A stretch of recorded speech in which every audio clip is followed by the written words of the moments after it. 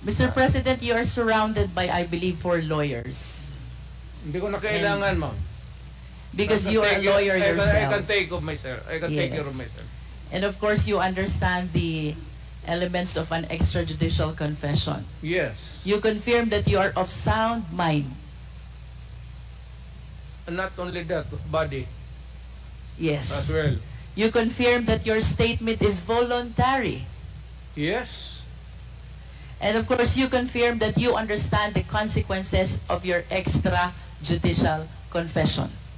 Hindi naman alam ko hindi naman ito korte. So I understand, Mr. President. That's why we call it extrajudicial confession.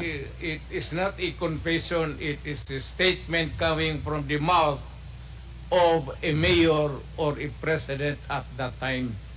It is not a confession. You are characterizing the mali, ma'am. Do not characterize that as a wrong. Mr. President, Policy yan. the only one that is missing among these elements is that it should be in writing. What? And my question will be, will you be willing to translate into writing the statement that you earlier said? Hindi na nga ako marunong yung pirma ko noon. Hindi na nga pirma ko ngayon. But of course, you have a lawyers to help and assist you prepare this written document. Hindi ko na kailangan yan. Babait ko pa writing dito na ngayon.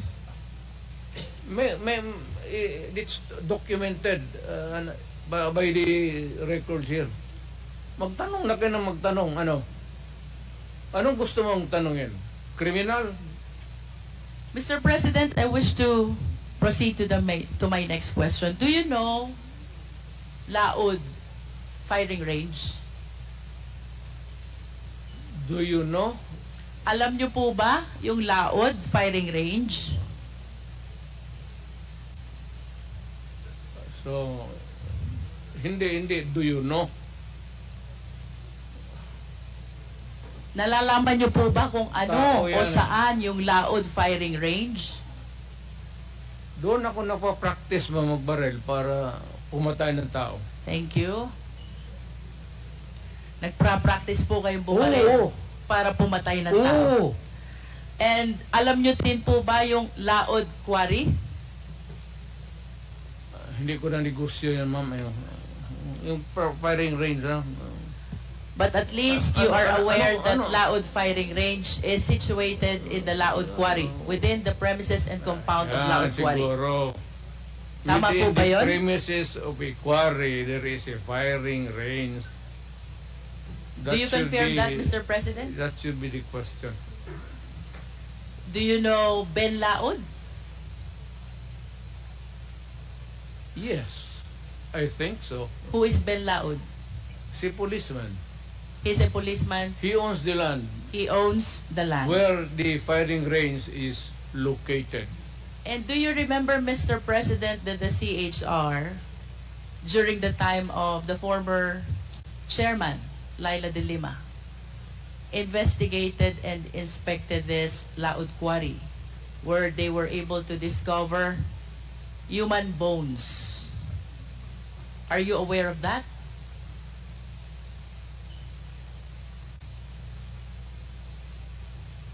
Sino ma? Who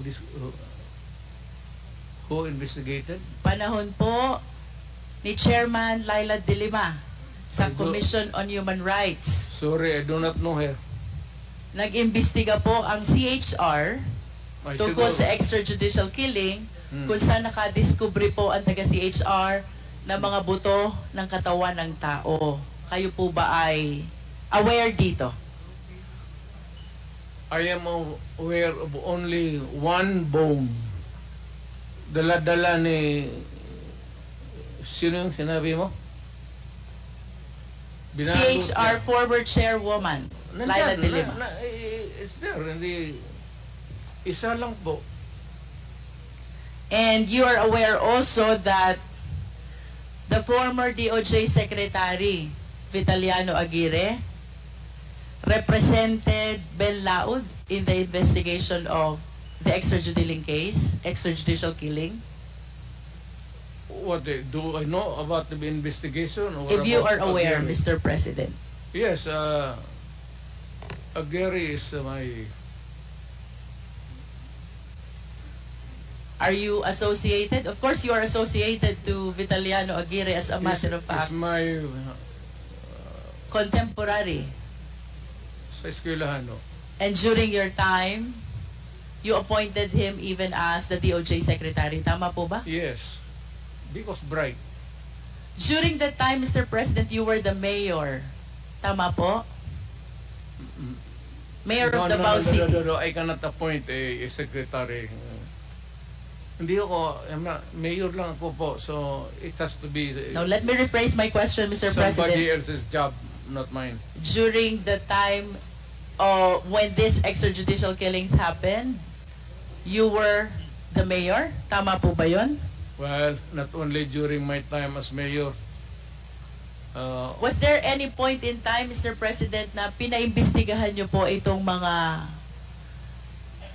buto ng tao na nakita sa Laod Quarry? Dala nga ni... sino yun? Hindi yun nag-imbestiga doon. The CHR, Mr. President. Oh, si CHR. Kayo po ba'y nagpa-imbestiga? Even during your time as mayor or during your time as president, pinaimbestigahan niyo po ba itong mga buto na nakita sa Laod Quarry? Bakit ako mag-imbestiga ng mga buto dyan na maraming buto ng tao na... So you did not initiate any investigation? Of course. Mr. President, I will proceed to the next question.